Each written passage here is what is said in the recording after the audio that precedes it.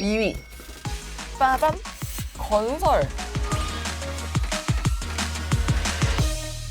2위인 건설 관련 정책을 좀 자세하게 알아보기 전에 네. 저희 코너를 또 마련했습니다. 주식과 토크와 음악이 흐르는 슈퍼박스. 와!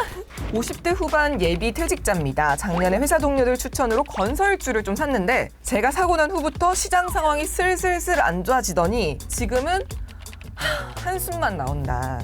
하루도 몇 번씩 팔까 싶지만 새 정부의 부동산 정책을 믿고 계속 건설주를 가져가도 될까요? 라고 사연을 주셨습니다. 그 윤석열 정부 정책이 뭐 되게 많은 호수를 공급하겠다. 네네. 그리고 얼마나 공급한다 그랬었죠? 총 250만 호인데 정책으로 있어 왔던 규모 중에서 뭐 비슷하게 가장 큰 규모로 저희가 삼을 수가 있거든요. 근데 네. 250만 호 자체가 포인트가 아니라 200만 호를 민간에서 내세울 수 있다라고 정책적으로 발표를 했어요. 대형 건설주들이 먼저 움직이는 모습이었거든요. 건설주 추매해도 되지 않나요? 고수님은 어떻게 생각하세요? 주안함 시선. 대형 건설주 네. 같은 경우는 추매보다는 매도 타이밍을 보는 게 낫다고 판단을. 사지 말고 더? 네네. 첫 번째로 원자재 가격의 상승이 있고요. 두 번째로는 우리나라가 한 번에 사건이 있었잖아요. 건설 중인 아파트가 조금 문제가 네. 생겼더니 네. 아파트라든지 건물을 건설할 때 기존보다 원재료가 많이 들어갈 수 있는 요인이 있습니다. 그러면 고수님이 보신 핵심 수혜 건설주는? 실적과 연결되는 게 대형 건설사보다는 건자재 업체들이 빠르다고 할 수 있겠습니다. 그런 가격들, 제품 가격들을 상승을 연속적으로 할 수 있는 요인이 있거든요. 정부 정책에서 뭐 아파트라든지 그런 거를 많이 짓는다고 하다 보니까 많이 소비될 수 있는 요인도 있는 거죠. 건자재 쪽이면은 뭐 철골? 네, 철근 같은 경우는 대한제강 보시면 되겠고 알루미늄 폼 같은 경우는 삼목에스폼 네. 보시면 되겠고 시멘트 같은 경우는 고려 시멘트 성신양회 이렇게 탑픽으로 보시면 되겠습니다. 네 개나? 이 중에서 혹시 뭐 매수 매도 타이밍을 어떻게 잡으면 좋을지. 시세가 난 경우는 뭐 이평선으로 저희가 살펴보자면 단기로 뭐 5일 이평선 우리 퀴즈 있었다고요? 이게 있어요. 바로 고수가 쏜다. 네. 5일선과 함께 또 봐야 할 게 뭐가 있을지. MACD, 단기 이평선, 볼린더 밴드. 여러분 아시는 거 하나씩 다 나오는 것 같은데 한님이 정답자가 되겠습니다. 21선. 네. 5일선을 봐야 하는 이유는 그 시세가 낮다는 가정이 먼저 필요해요. 큰 시세 자체는 바닥권에서 주가가 형성되었을 때 발생을 하는 걸 저희가 확인을 할 수 있고요. 네. 본격적인 반등이 나올 때는 이와 같이 횡보의 구간을 거치고 나서 단기 평선인 여기 5일선 같은 경우가 지지를 받으면서 주가가 상승을 하는 걸 저희가 알 수가 있거든요. 5일 이평선을 기준으로 해서 매수 포인트 자체는 상승하는 종목들 같은 경우는 이러한 구간, 이평선이 떠 있는 구간에 매수를 하는 게 아니라 이평선이 붙는 시점, 단가를 더 주더라도 붙는 시점에서 매수를 하는 게 훨씬 낫고요. 횡보하는 국면에서 첫 번째 거래량이 발생을 했을 때 이 거래량과 대비를 해서 더 큰 거래량, 비슷한 거래량 대비 1.5가 나타났다고 하면은 접근을 하는 게 낫습니다. 그러면 21선은 왜 봐야 해요? 단기적으로 시세가 난 종목의 2차 시세 같은 경우가 21선에서 발생을 하는 측면이 높습니다. 여기에서 지금 단기적으로 5일 이평선이 상승을 하면서 지지를 받다가 우리가 바닥에서 과도하게 주가를 이와 같이 상승을 한다고 했을 때 조정이 나왔을 때 같은 경우는 5일 이평선을 제가 무작정 지키고 갈 수가 없잖아요. 눌림목을 잡는 타이밍 같은 경우가 21선으로 접근을 하는 게 두 번째로 낫다라고 말씀을 드리는 겁니다. 예, 전제는 단기 매매라고 말씀을 드렸고요. 매도는 거래량이 많이 터지는 음봉이 나타났다. 그러면서 뭐 5일, 20일 이평선을 다 깨고 내려간다. 라고 하면은 매도를 하면 되겠습니다. 예. 이게 이런 식으로 갈 수가 있을까요? 이게 뭐 여기를 못 지키고 이렇게? 아, 밑으로 떨어졌다. 예. 오리선 밑으로. 밑으로 떨어지면서 장 마감의 네. 종가에서 훼손을 했다 하면은 그때는 매도를 하는 게 훨씬 낫습니다. 되게 디테일하게 말씀해 주신다고. 중장기적 관점으로 매매를 하려면 어떤 걸 좀 보면 좋을까요? 큰 시세 자체는 60일선 내외에서 나오는 측면이 크거든요. 소위 말해서 횡보, 주가가 기다가 거래가 터지는 요런 큰 거래량, 아까 말씀드린 것처럼 예전의 거래량 대비해서 비슷하거나 1.5배 이상의 그러한 구간에서 60일선 내외에서 첫 번째 상승이 나타날 때 중장기적인 추세로는 저희가 매수를 하는 포인트거든요. 방송을 보시다가 더 궁금한 점 있으신 분들은 카카오톡 채널에서 고수회전 이성웅을 검색하시고 친구 추가해 주시면 됩니다. 그러면 사연자님이 좀 궁금증이 해결되셨길 바라면서 저희가 또 음악을 준비를 했는데 이분께는 어떤 음악을 좀 들려드리면 좋을까요?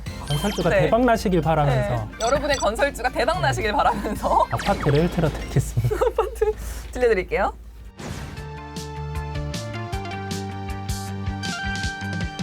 별빛이 흐르는 다리를 건너